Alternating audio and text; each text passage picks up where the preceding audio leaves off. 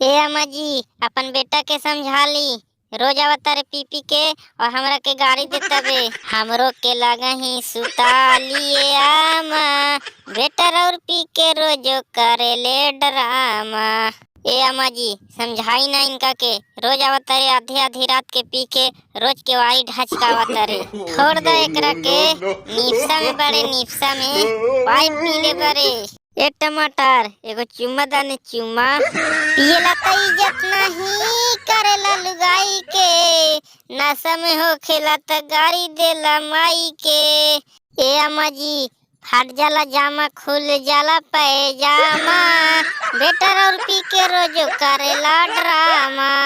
तोहरे किरिए तोहरे किरिए ए राजा कहियो माहुर खा के मर जाई, पियल ना छोड़वा त कुछ कर जाई। का करवा टमाटर, तोहर नसीब में पियाकड़ मरद लिखल बा। शादी करके अगुआ हमसे कैले बाटे धोखा, लेवेला चुमा त बसाला जैसे बोका। मारे खातिर लेके दौड़े बसवा के खाम, हाँ बेटर और पी के रोजो करे ले ड्रामा। दोस्तों, अगर वीडियो अच्छा लगा हो तो प्लीज लाइक और सब्सक्राइब जरूर करें।